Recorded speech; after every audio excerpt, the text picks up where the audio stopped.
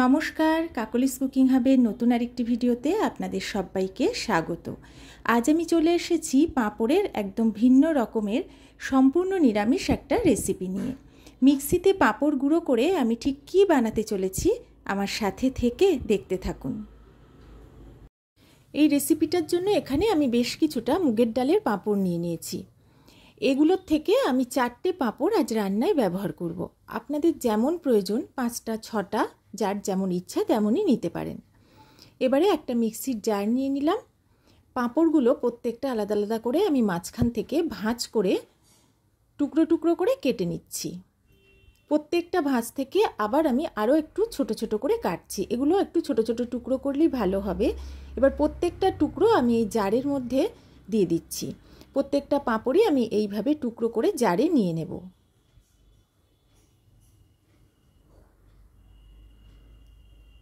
এইভাবে সবগুলো করে নিয়েছি। এবার এটাকে মিক্সিতে গুঁড়ো করে নেব। পাঁপড়ের টুকরোগুলো গুঁড়ো করে নিয়েছি। এখানে আমি দেখিয়ে দিচ্ছি, এটা কিন্তু মিহি গুঁড়ো করার কোনো দরকার নেই। এটা একটু দানা দানা রেখেই গুঁড়োটা করতে হবে, তাহলে খাওয়ার সময় এটা ভালো লাগবে। এবারে একটা অন্য বাটিতে এই গুঁড়োটা ঢেলে আমি আলাদা করে রাখছি। মিক্সির ওই জারটাই আবার নিয়ে নিয়েছি। এবার এর মধ্যে আমি নিয়ে নিচ্ছি 1 কাপ মতো ধনেপাতা। আমি ডাঁটিগুলো নিয়েছি কারণ ডাঁটিগুলো একটু কচিই ছিল। যদি শক্ত হয় ডাঁটিগুলো বাদ দিয়ে দেবেন। এবার 2টো কাঁচা লঙ্কা এর মধ্যে দিয়ে দিলাম। এবার এটার মিহি একটা পেস্ট তৈরি করে নিলাম। এখানে আমি নিয়ে নিয়েছি 1.5 চা চামচ ধনে গুঁড়ো, 1 চা চামচ জিরে গুঁড়ো। একটা বাটিতে আমি এই মশলাটা নিয়ে নিলাম। আর নিয়েছি 1/2 চা চামচ হলুদ গুঁড়ো, 1/2 চা চামচ কাশ্মীরি লঙ্কার গুঁড়ো। এই মশলা দুটো আমি এর মধ্যে দিয়ে দিলাম। এখানে আপনারা যদি ঝাল শুকনো লঙ্কার গুঁড়ো খান সেটাও অ্যাড করে দেবেন। এবারে আমি এর মধ্যে দিচ্ছি 1 চা চামচ লবণ, আর দেব 1 চা চামচের একটু বেশি আদা বাটা, আর দিয়ে দেব 1 চা চামচ চিনি। আর এর মধ্যে আমি দেব খুবই অল্প পরিমাণ একটু জল। এই জলটা দিয়ে খুব ভালো করে এটা মিশিয়ে নেব, নিয়ে একটা মসৃণ মশলার পেস্ট তৈরি করব। গ্যাসে একটা কড়া বসিয়ে দিয়ে আমি এর মধ্যে দিয়ে দিচ্ছি 1 টেবিল চামচের একটু কম হোয়াইট অয়েল আর 1 চা চামচ ঘি। এখানে আপনারা রান্নাটা ঘি আর তেল মিশিয়ে যেমন করতে পারেন তেমন শুধু তেলে করতে পারেন বা শুধু ঘিতেও করতে পারেন। প্রথমে একটু ঘি দিয়ে রান্নাটা শুরু করলে রান্নার স্বাদটা কিন্তু এখানে খুব ভালো হবে। এবারে ভালো করে গরম করে নেওয়ার পরে আমি এতে দিয়ে দিলাম ছোট 1 চা চামচ গোটা জিরে আর একটা শুকনো লঙ্কা। ফোড়নটা বেশ কিছুটা সময় আমি ভেজে নিলাম। এবারে এতে দিয়ে দিচ্ছি 1/4 চা চামচ হিং। এই রান্নাটা আপনারা পেঁয়াজ রসুন দিয়ে করতে পারেন, তাহলেও কিন্তু খেতে ভীষণ ভালো হয়। আমি আজকে সম্পূর্ণ নিরামিষ করছি, তবে আপনারা যদি রসুন ব্যবহার করেন তাহলে হিংটা আর দেবেন না। হিংটা দেওয়ার পরে কয়েক সেকেন্ড আমি একটু ভেজে নিলাম। এবারে এর মধ্যে দিয়ে দিচ্ছি জলে গুলে রাখা মশলাটা দিয়ে তেল আর ঘিয়ের সাথে খুব ভালো করে মিশিয়ে নিয়ে বেশ কিছুটা সময় এটাকে ভেজে নেব, যাতে এর জল ভাবটা একদম কমে আসে আর কাঁচা গন্ধটা চলে যায়। কিছুক্ষণ ঢাকা দিয়ে রেখেছিলাম, ঢাকাটা তুলে একটু নেড়ে দিচ্ছি যাতে লেগে না যায়। এটাকে আবারও বেশ কিছুটা সময় কষাবো ঢাকা দিয়ে, যাতে এটা আরও ভালোভাবে মশলাটা ভাজা হয়ে যায়। মশলাটা আবারও বেশ কিছুক্ষণ আমি ঢাকা দিয়ে কষে নিলাম। খুব সুন্দরভাবে তেলটা ছেড়ে দিয়েছে, কাঁচা গন্ধটাও চলে গেছে।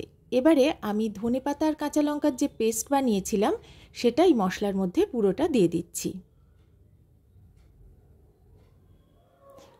পুরোটা অ্যাড করে দেওয়ার পরে মশলার সাথে ভালো করে এটাকে মিশিয়ে নিচ্ছি। এটা ভালো করে মিশিয়ে নেওয়ার পরে বেশ কিছুটা সময় আমি এটাকে কষিয়ে নেব, যাতে ধনেপাতার কাঁচা ভাবটা একদম চলে যায় আর খুব সুন্দরভাবে ভাজা ভাজা হয়ে তেলটাও ছেড়ে দেয়। 5 মিনিট মতো ঢাকা দিয়ে লো ফ্লেমে আমি কষিয়ে নিয়েছি। মাঝে ঢাকা তুলে 2-1 নেড়েও দিয়েছি। এখন কিন্তু এই মশলাটা খুব সুন্দরভাবে কষানো হয়ে গেছে। ধনেপাতার কাঁচা গন্ধটা একদম নেই, তার বদলে একটা সুন্দর ভাজা গন্ধ বেরোচ্ছে আর তেলটাও ছেড়ে দিয়েছে।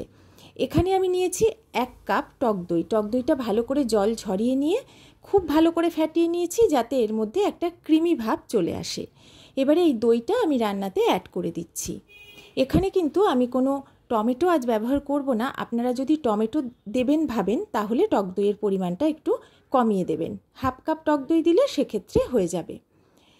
দইটা পুরোটা অ্যাড করার পরে মশলার সাথে ভালো করে প্রথমে মিশিয়ে নিচ্ছি।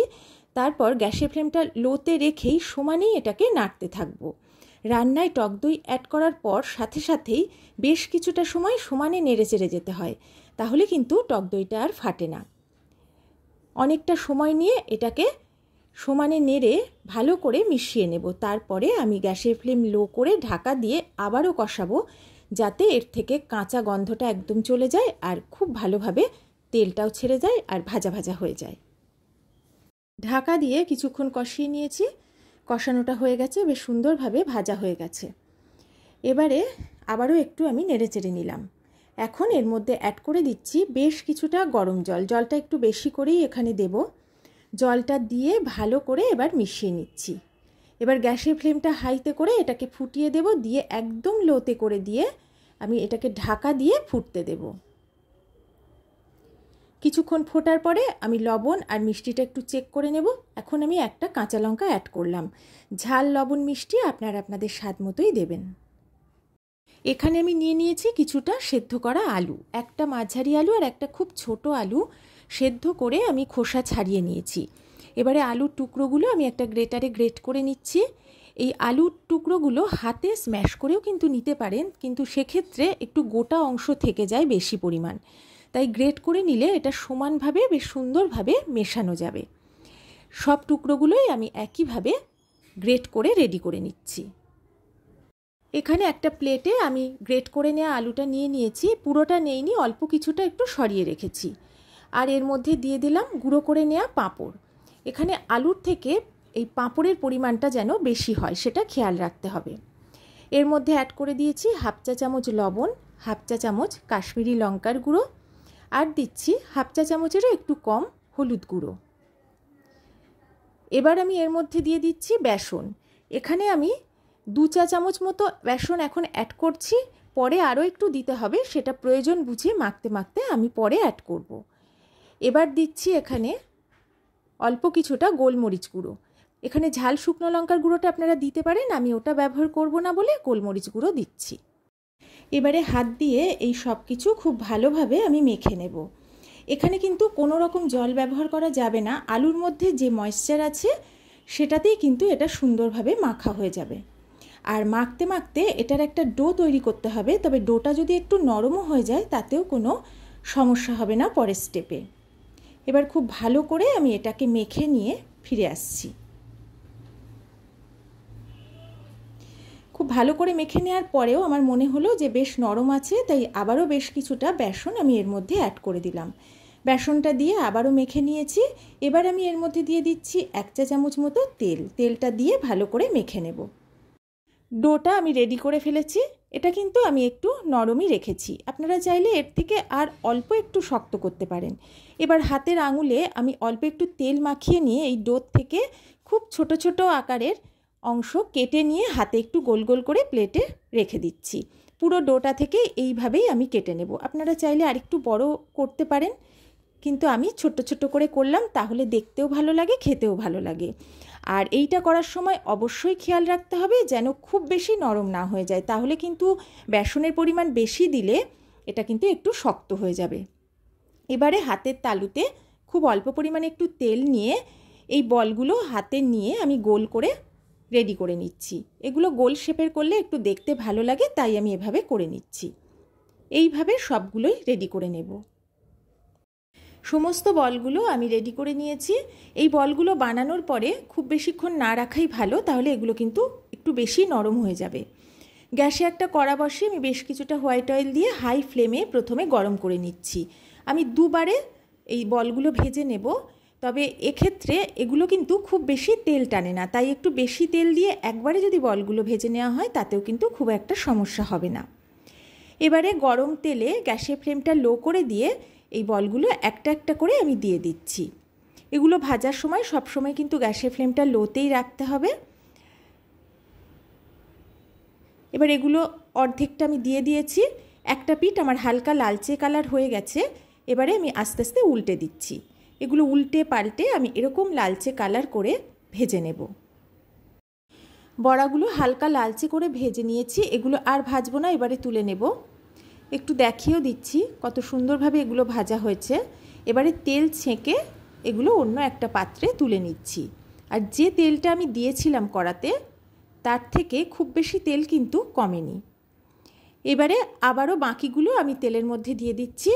এগুলো এইভাবে হালকা লালচে করে উল্টে পাল্টে আমি ভেজে তুলে নেব। সবগুলো ভেজে তেল ছেঁকে আমি তুলে নিয়েছি। এই স্টেপটাও আমার কমপ্লিট হয়ে গেল। আর অন্যদিকে আমি যে মশলা কষিয়ে জল দিয়ে ফুটতে দিয়েছিলাম, গ্যাসের ফ্লেমটা কিন্তু লোতেই রেখেছিলাম, সেই গ্রেভিটা কিন্তু আমার এখন একদম রেডি হয়ে গেছে, অনেকটাই কমে গেছে। তাই আমি এই বলগুলো ভেজে তোলার সাথে সাথে গ্রেভির মধ্যে দিয়ে দিলাম। এবারে ভালো করে নেড়ে চেড়ে এটা মিশিয়ে নিচ্ছি। এটা কিন্তু আমার প্রায় কমপ্লিট। এখন আমি এর মধ্যে দিয়ে দেব হাফ চা চামচ গরম মশলার গুঁড়ো। এটা আমি আগেই অ্যাড করে দিচ্ছি। এটা দেওয়ার পরে আবারও একটু মিশিয়ে নিয়ে গ্যাসের ফ্লেমটা লো টু মিডিয়ামে করে দেব। তারপরে ঢাকা দিয়ে আমি 5 মিনিট মতো রান্না করে নেব। মাঝে একটু লবণ আর মিষ্টিটা চেক করে নেব। 5 মিনিট রান্না করে নিয়েছি। গ্রেভিটা আমার আরেকটু কমে এসেছে, আর গ্রেভির সাথে এই বলগুলো ফোটার ফলে এই বলগুলো কিন্তু আরেকটু ফুলে উঠেছে। এই পরিমাণ গ্রেভি আমি রাখবো, কারণ এগুলো নামানোর পরে এটা কিন্তু আরেকটু বসে যাবে। মাঝে আমি লবণ আর মিষ্টিটাও একটু চেক করে নিয়েছি। লবণটা আমি আর দেইনি, হাফ চা চামচের একটু বেশি মিষ্টি আমি অ্যাড করেছি। এই রেসিপিটা রুটি, লুচি, পরোটার সাথে যেমন ভালো লাগে, ভাতের সাথেও খেতে কিন্তু অসাধারণ লাগে। গ্যাসের ফ্লেমটা আমি এবার অফ করে দিলাম। এবার ঢাকা দিয়ে 5 মিনিট রেখে আমি পরিবেশন করব। সম্পূর্ণ নিরামিষ, অসাধারণ স্বাদ আর গন্ধের এই নতুন ধরনের পাঁপড়ের রেসিপিটা অবশ্যই বাড়িতে বানিয়ে খাবেন, আর কমেন্ট করে আমাকে জানাতে কিন্তু ভুলবেন না আপনাদের কেমন লেগেছে। যদি ভিডিওটা ভালো লাগে অবশ্যই ভিডিওতে একটা লাইক করে দেবেন, আর পারলে একটু শেয়ার করে দেবেন। নতুন পুরনো সকল বন্ধুদের অনেক অনেক ভালোবাসা আর আমার চ্যানেলে স্বাগত জানিয়ে আজকের মতো বিদায় নিচ্ছি। সবাই ভালো থাকবেন, সুস্থ থাকবেন।